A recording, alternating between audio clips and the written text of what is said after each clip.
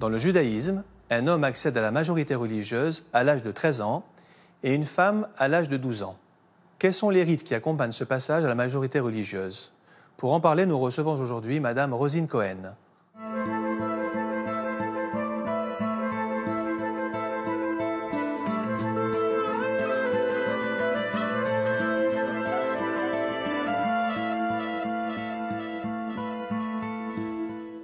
Madame Rosine Cohen, bonjour. Bonjour, monsieur le rabbin.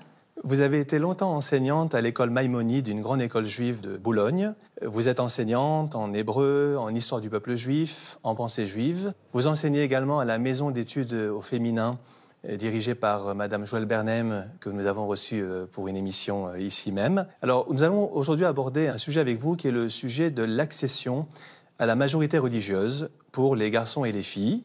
Aujourd'hui, il y a tellement de festivités qui entourent cet événement qu'on a un petit peu tendance à confondre ce qu'on appelle la bar mitzvah ou la bat mitzvah avec la cérémonie publique formelle qui est organisée à cette occasion. Vous avez raison. Aujourd'hui, bar et bat mitzvah évoquent une cérémonie et une fête, à la fois familiale et communautaire. Pour nous, dans la tradition, c'était plutôt un âge de notre vie, et plus particulièrement dans celui de l'adolescent ou de l'adolescente qui commence une période nouvelle pour entrer dans l'âge adulte. À quel âge? Alors, le judaïsme réfléchit depuis toujours à organiser le temps de la vie. Dans le Talmud, on parlait de 12 ans à propos d'une jeune fille, de 13 ans à propos des garçons, mais pas de la façon faite, bat mitzvah et bar mitzvah, mais plutôt de responsabilité à acquérir. Alors, la traduction, la première traduction des mots bar et bat mitzvah, il serait intéressant de remarquer, en français, on dit mitzvah, commandement.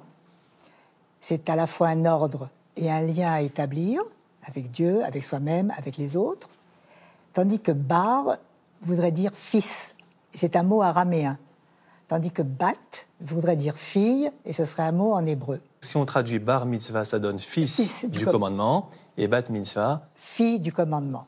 La question serait, quel commandement? En France, on est majeur religieux à 18 ans.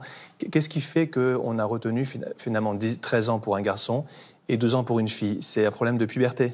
Certainement que nos rabbins connaissaient la vie intime d'une personne. Un enfant sent en lui-même cette transformation. Un garçon d'une certaine façon, une fille d'une autre façon. Et il s'inquiète pour savoir comment il sera quand il sera plus grand. Et c'est cette réflexion sur lui-même qui définit d'une certaine façon à la fois un regard sur son physique et les rabbins ont ajouté un regard sur la dimension morale. En fait, c'est le midrash parce que finalement, ce qu'il faut savoir, c'est qu'il n'y a pas de trace écrite, de texte écrit clair qui dit qu'on devient majeur religieux à 13 ans ou 12 ans. C'est ce qu'on appelle la tradition orale, en fait, essentiellement. La loi orale a défini l'âge de la bar mitzvah et de ce qu'on appelle nous maintenant la bat mitzvah. Rashi dit joliment que c'était une tradition que nous avions depuis le Sinaï. Je crois que cet âge n'est pas mal choisi, d'une certaine façon. Dans nos contrées, 12 et 13 ans représentent effectivement le début de l'adolescence. Très concrètement, comment est-ce qu'on marque cette entrée dans l'âge adulte pour un garçon? Mettre ses téphilines était une mitzvah qui était accomplie. Mettre le talit était certainement une mitzvah accomplie. Le talit, châle de prière. Téphilines, on traduit par phylactère. Lire la prière, c'était aussi certainement une mitzvah accomplie. Mais peut-être que c'était naturellement dans le cadre de la vie de tous les jours, dans la relation directe, un père, un fils. Baruch. Baruch, Ata Adonai, Eloheinu melech haolam, asher kideshanu benizvota vetzivanu, ligate, tzitzit. Baruch Ata Adonai, Eloheinu melech haolam, asher kideshanu benizvota vetzivanu, leaniach tefilin. La préparation de l'enfant, idéalement, c'est ce qui est le plus important. Une préparation qui commence dès son jeune âge pour que la bar mitzvah et la bat mitzvah ne soient pas un aboutissement, mais un véritable passage fêté qui permet d'accéder à cette nouvelle phase où il est officiellement accueilli dans la communauté. C'est-à-dire que pour qu'il prenne pleine conscience des responsabilités qui l'attendent lorsqu'il deviendra, elle deviendra majeur sur le plan religieux, il y a toute une préparation qui est peut-être aussi importante, si ce n'est plus importante, que la cérémonie elle-même, en fait. C'est ce que vous nous dites. En tant qu'enseignante, naturellement, je me rends compte à quel point la connaissance est importante. Lorsqu'un enfant regarde les téphilines, il faut qu'il imagine les parchemins qui sont à l'intérieur des boîtes. Lorsqu'il regarde le talit, il faut qu'il comprenne qu'il y a un signe. Les nœuds des tzitzit correspondent à quelque chose. C'est donc le sens de la mitzvah, des mitzvot, qu'il est important de découvrir. Idéalement, c'est vrai, on voudrait que l'enfant commence à étudier dès l'âge de 3 ans. Mais bon, nous sommes contents lorsque nous accueillons tout enfant à la synagogue, parce que souvent, la bar mitzvah, dans ces cas-là, s'il n'a pas été vraiment préparé, peut être le point de départ d'une nouvelle expérience. Il découvre le monde de l'étude, il peut s'y intéresser. On a plus de chances qu'il continue de s'y intéresser si on l'a préparé avant, en fait. C'est ça qui est important. On a bien plus de chances si l'acte de la bar mitzvah, le jour de sa bar mitzvah, il est préparé, il est conscient, il comprend. Mais dans les temps modernes, nous avons une expérience toute nouvelle qui est de personnes qui vivaient dans des contrées où ils ne pouvaient pas faire leur bar mitzvah. Il est très émouvant de voir des personnes adultes, des grands-pères en Israël, vouloir mettre pour la première fois les téphilines aux côtés de leurs petits-fils. J'ai eu ici des personnes cachées pendant la guerre qui n'ont pas pu célébrer leur bar mitzvah, justement. C'est beau. Et qui l'ont célébré à l'âge, des fois presque 90 ans récemment, je me rappelle, c'était très beau. Entouré des enfants, petits-enfants et arrière-petits-enfants.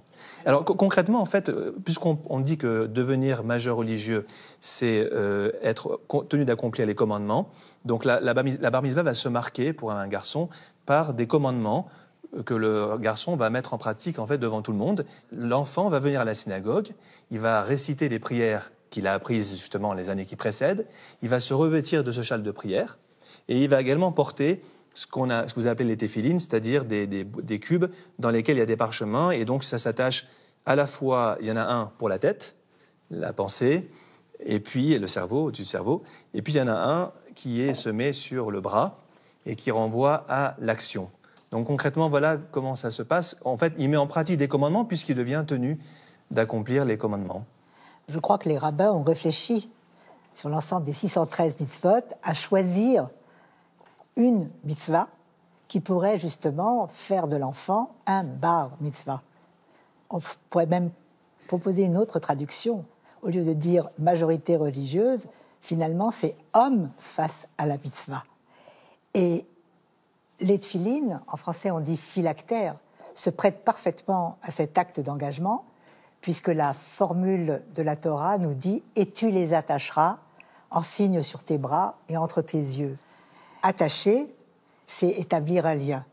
Donc l'homme qui porte ces téphilines relie d'une certaine façon sa main, son bras, son cœur, sa tête, les 5 sens sont touchés, les fils longs, les lanières suivent la colonne vertébrale. Un homme en prière est un homme debout, et il prend conscience, d'une certaine façon, de ce qu'il est capable d'avoir comme pensée, sentiment, action. Quant au talit, je voudrais simplement préciser, la mitzvah des tzitzit commence dès le jeune âge. Alors le talit, c'est le châle de prière, voilà. C'est ça en fait. Et ce qu'on appelle les tzitzit, d'ailleurs c'est le plus important parce que c'est ça qui donne un caractère religieux à ce qui ne serait qu'un vêtement. Voilà, ça n'est que l'habit. Et les tzitzit, ce sont ces fils qui sont censés d'ailleurs rappeler le nombre des commandements. Et le talit a été porté à travers les âges. Au départ même, je crois qu'il était tout blanc avec un fil bleu. Ensuite, on a eu des rayures noires lorsque nous étions en deuil. Et de nouveau maintenant le bleu, parce que nous sommes quand même dans une période de renaissance. On a beaucoup parlé de la bar mitzvah, j'aimerais maintenant qu'on parle de la bat mitzvah. Donc la bat mitzvah, on a expliqué tout à l'heure qu'une jeune fille devenait majeure sur le plan religieux ou face au commandement, comme vous l'avez très bien dit, à 12 ans, donc 1 an avant les garçons.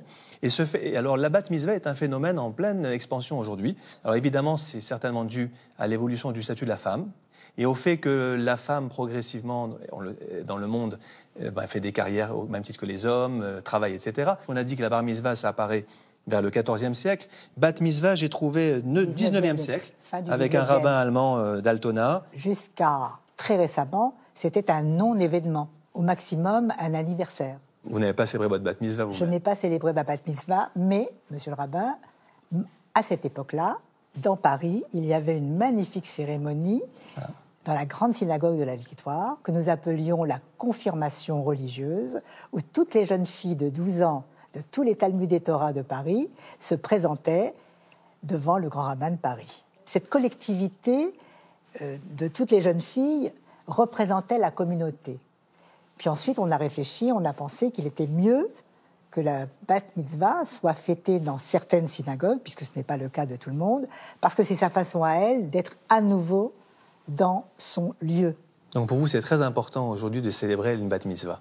Pour moi, en tout cas, bar ou bat mitzvah, c'est l'occasion ou jamais d'étudier la Torah, d'étudier l'histoire juive. Et puis aussi, tant que l'enfant est dans le cocon familial, il n'est pas prêt à regarder le grand monde.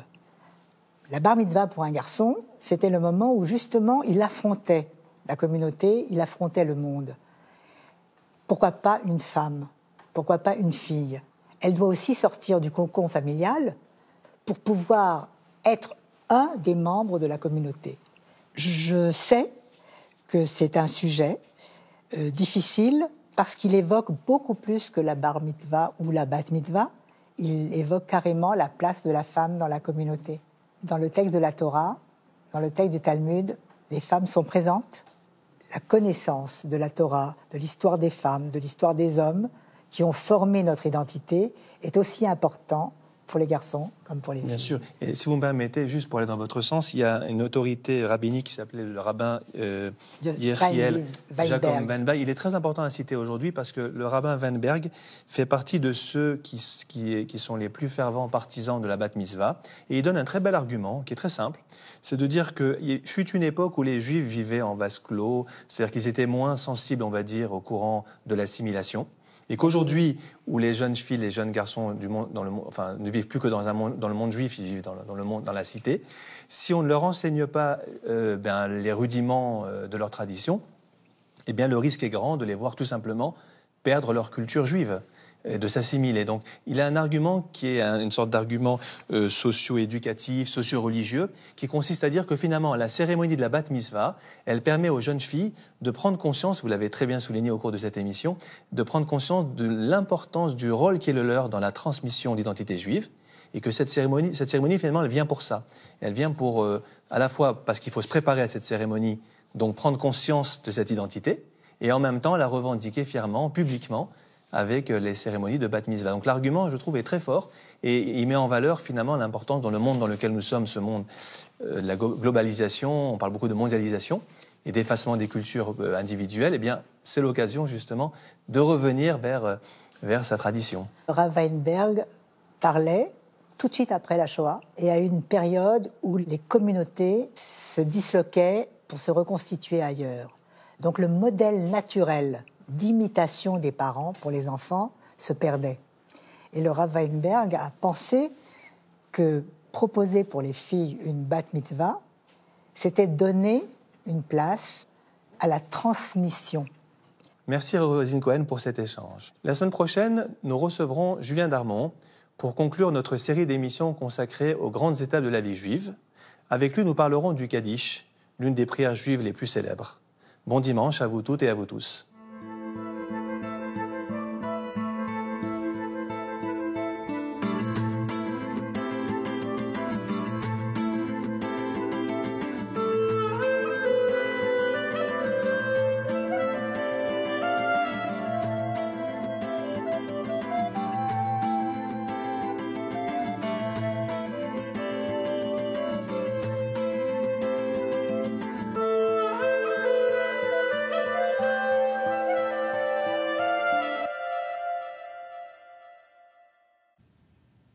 Après la destruction du Second Temple en l'an